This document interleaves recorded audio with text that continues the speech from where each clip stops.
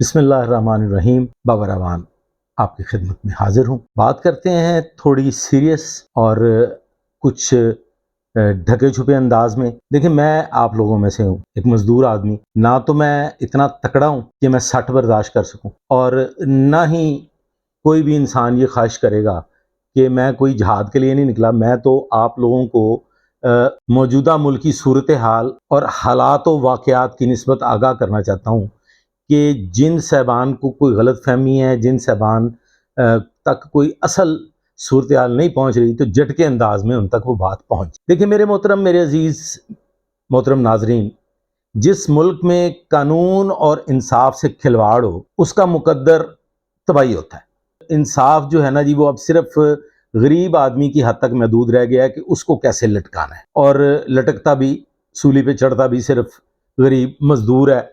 تکڑا جڑا نا او دیتے کوئی نہ ہاتھ پاندا ہے نہ ہاتھ پہ سکتا ہے۔ بہرکیف ایک بات طے ہے کہ جب انصاف کی یہ صورتحال ہوگی تو پھر گلی گلی میں ننگا ناچ ہوا کرتا ہے، اور وہ ننگا ناچ ہوگا۔ بات کر لیتے ہیں کہ یہ ساری جو میں نے تمہید باندھی ہے، یہ ہے جب سے اس ملک میں ایک بدماشی کا، غلاظت کا کلچر ڈیولپ ہوا ہے، اور کی بورڈ ویریئرز نے اس ملک کی باغ ڈور سنبھالی ہے، اور ٹرینڈ سیٹنگز ہوئی ہیں، اور ایک ٹرینڈ دینے کے بعد اس پہ عمل درآمد ہوتا ہے، اور وہی لوگوں کو ایک بیانیہ بنا کے دے دیا جاتا ہے، اور لوگ اس بیانیے کی پیچھے لگ جاتے ہیں۔ تو تب سے کیا ہو رہا ہے؟ تب سے حالات بہت خراب۔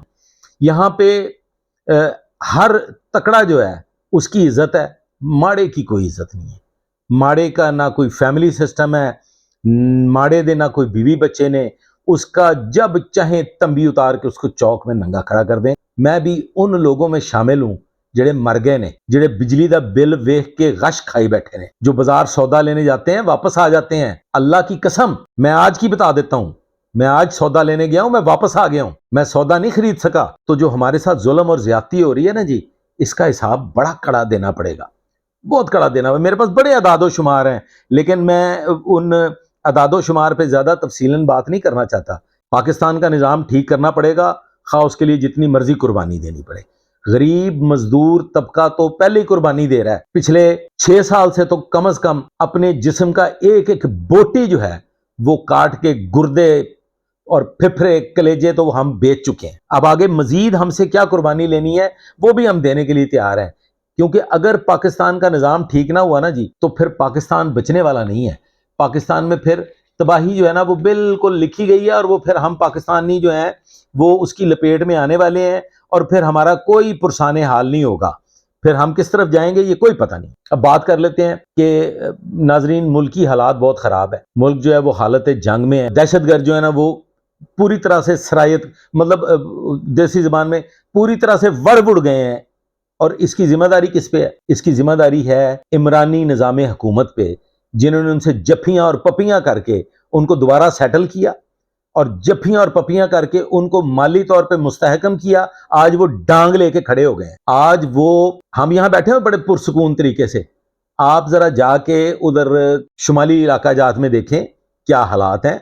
آپ چترال دیکھیں، آپ ادھر کافرستان جائیں، آپ ان کی جا کے حالات دیکھیں۔ ادھر آپ بمبوریت اور رمبوریت کے ساتھ جو بارڈر لگتا ہے، آپ ذرا اس پہ غور کریں، اور ان لوگوں کی حالت زار پہ غور کریں تو آپ کو پتہ چلے پاکستانی فوج جو ہے اس وقت، افواج پاکستان کن کن محاذ پہ جنگ لڑ رہی ہے، اس بات کا آپ کو اندازہ نہیں ہے۔ پاکستان اس وقت آلموسٹ الرٹ پوزیشن میں ہے، اور یہ الرٹ پوزیشن میں کیوں ہے کہ جو عمرانی نظام حکومت تھا اس نے یہ فیصلہ کر لیا تھا کہ پاکستان کو 3 حصوں میں تقسیم کرنا ہے۔ میں اس کی ڈیٹیلز میں نہیں جاؤں، کچھ تھوڑی بہت ریسرچ آپ بھی کر لیں۔ گریٹر پنجاب اور ادھر جنوبی پنجاب اور ادھر سرحد کے معاملے میں کیا فیصلے ہونے جا رہے تھے، اور یہ حصے کس کس کے حصے میں آنے تھے۔ تو یہ ایک باقاعدہ ایک عمرانی نظام حکومت نے ایک ایسا گند ڈالا تھا، ایک ایسا زہر کا ٹیکہ لگایا تھا، ایک ایسا بولا کتا کاٹا تھا کہ جس کو اب کم از کم 21 ٹیکے لگیں گے تو یہ شاید جا کے معاملات جو ہیں یہ بہتر ہو جائے، ورنہ بہتری کی بظاہر کوئی صورتحال نظر نہیں آ رہی۔ میں کسی قسم کی کوئی خوش فہمی کا شکار نہیں ہوں۔ مجھے یہ پتہ ہے کہ بجلی کے بل اگلے مہینے اس سے بھی ڈبل آئیں گے. مجھے یہ پتہ ہے کہ ابھی جو مہنگائی کا سیلاب آیا ہوا ہے یہ اتنی جلدی کنٹرول نہیں ہونا، اور میں اس پہ زیادہ بات بھی نہیں کرنا چاہتا، لیکن اس بات پہ سنجیدگی سے غور کرنا پڑے گا. اور افواج پاکستان کے لیے یہ ایک بڑا کڑا امتحان ہے، اور یہ چیلنج ہے کس کے لیے؟ جنرل عاصم منیر صاحب کے لیے یہ چیلنج. میں پر امید ہوں، مجھے اللہ کے گھر میں بڑی امید ہے کہ جنرل صاحب نے جس قسم کے فیصلے لینے شروع کیے ہیں اور جس ڈگر پہ وہ چل پڑے ہیں، امید ہے کہ وہ حالات کو کنٹرول کر لیں گے. لیکن دوسری طرف اگر دیکھیں تو جتنا گند پڑا ہے نا، جتنی غلاظت پھیلائی گئی ہے، وہ اتنی آسانی سے سمیٹی نہیں جا سکتی. میرے پاس اتنا کچھ موجود ہے کہ اگر میں بولنے پہ آؤں نا تو آگ لگ جائے، لیکن میں ابھی بڑے نپے تلے بندے الفاظ میں بات کرتا ہوں. اس پہ غور کیجئے گا، کمنٹ باکس میں بتائیے گا کہ آپ کو میری گفتگو سے کیا بات سمجھ میں آئی. آج تک کے لیے بس اتنا ہی. آئندہ کے لیے میرے ساتھ رہیے گا، دعاؤں میں یاد رکھیے گا. اللہ حافظ.